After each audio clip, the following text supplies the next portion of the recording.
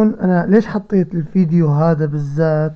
هدول البث هون عم يحكي عن العقل والواقع والمنظرة. انتبه، والنظرية يعني. هون في بناء عنا بحلب ب6/2/2023 صار بما يسمى، انتبه بما يسمى الزلزال.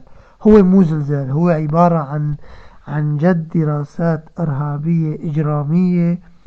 الدليل، أعطيك الدليل بعدين أنت حكم مخك وتصطفل أنت ودينك أنت ومخك.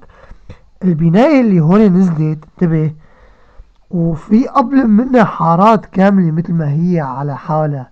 بس الدليل انه مثل ما انتو هلا قبل شوي سمعتوا هون بالبث، البث الملحدين، عرفتوا شلون؟ ما بيآمنوا ولا واحد ولا 0% بيآمنوا بهذا الشيء اللي عم يصير هلا قدامكم هون. شو الدليل؟ الدليل انه يعني انت لما عم بتصور بهاي اللحظة بالذات وعم تعرف انه رح يسقط هذا البناية، شو الدليل؟ الدليل انه ياما انفاق انحفرت وشفتوها بعد اعلان السقوط بعد 8/12. الكيلومترات اكثر من كيلومتر محفور تحت الاراضي بسوريا. انا ما دخلني خارج سوريا، خارج سوريا تصطفي الابنية، تصطفي الحكومات. لكن انتو لما بدك تحكي بالعقل والمنطق، انه يعني ليش قدام الجامع بالذات، وليش عم يصور التصوير ونزل، والتوقيت، انه شوف التوقيت، يعني انه يعني ما عم بيصير زلزال مثلا في دول أوروبية، ما عم بتصير زلزال في دول الخليج. يعني انتوا عرفتوا شو المقصد؟ المقصد انه لما انت بتحكي بالعلم انه في حياة لفئة معينة من الناس، لازم هدول يخلصوا عليهم. اذا ما خلصوا عليهم بطريقة ما، بيخلصوا عليهم بطرق انه مثلا منسقط بناية، منسقط بنايتين، منسقط شارع بأكمله، عرفتوا؟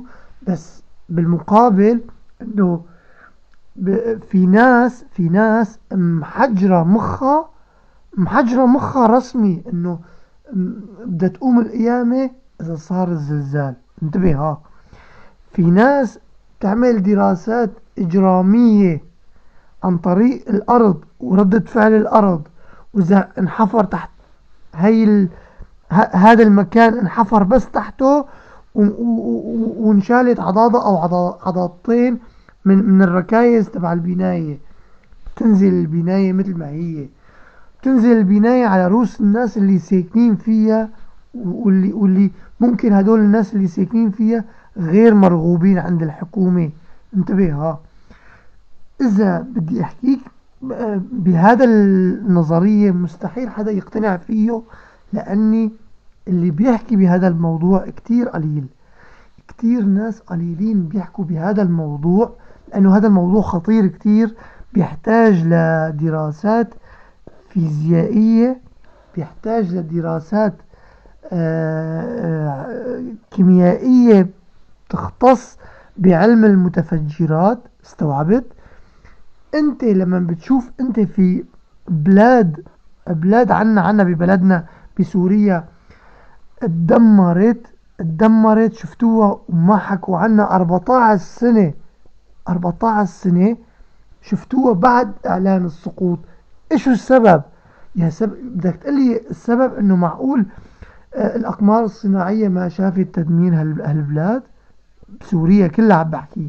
معقول يعني بدك تقلي انه المجتمع المدني بكل تقنياته ومعلوماته ما كان بيعرف الدمار اللي كان عم يحصل؟ بيعرفوا الأسلحة من عندهم، من هون يعني من أوروبا ومن غيرها، التقنيات أمثالها.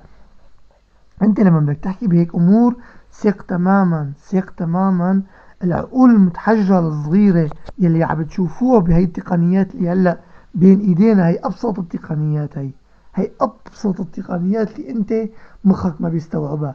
لكن انت لما بتحدد مخك انه بس بتقول يا ترى ليش بعيد عن هاي الحارة، لك بعيد عن هاي المنطقة، ليش ما صارت استوعبت؟ يعني بدك تقول انه معقول الاله بس بهذا المنطقة حدد الزلزال؟ اذا في اله عندك، تمام، بدك تقول الزلزال اللي كتب بالكتاب عبارة عن ممكن يكون فيضان، ممكن يكون آه مثلا كوارث غير كلمة الزلزال اللي انت مستوعبها مخك. استوعبته؟ لكن انت اليوم انتبه بهذا التاريخ ب6/2/23 قبل منه باسبوع حكى العالم الهولندي. الدليل في أدلة كتير، لكن أنت استوعب مخك بعدين قال لي أنت غلطان أو أنت غير طبيعي أو أنت اللي بدك إياه. يا جماعة أنتوا لما صنعوا لكم شلة إرهابية، شلة يعني صنعوها ولبسوا لكم إياها مشان تقتنعوا بهذا الشيء. استوعبت؟ يعني معقول انت بمخك السلمي، بمخك الكويس تستوعب 11 يعني هدول اللي نزلوهم من المريخ على الرقة ودمروا مدينة كاملة من وراء انه هدول الناس ارهابيين، لبسوا تهمة الارهاب لسوريا باكملها ودمروا سوريا من وراء هاي التهمة. واخر شيء خلوا جماعة المنفصلين من قسد واتباعه يسرقوا هاي الارض ويقتلوا الناس الوطنيين تحت اسم انه هن عم بيحاربوا الارهاب. عرفتوا وين ليش قلت لكم جبت لكم هذا الدليل من هذا البث؟ بهذا البث في مين سوى فيديو اليوم بهذا التاريخ، بتاريخ انتبه ها ايش قد التاريخ 17/2/2025. حليمة السعدية اسمها من بيت الأتاسي ساوت فيديو على اليوتيوب اليوم نزلته ضد الجولاني وأتباعه من الحكومة الجديدة. رح أنزلكم هذا الفيديو وتابعوا والقرار لكم.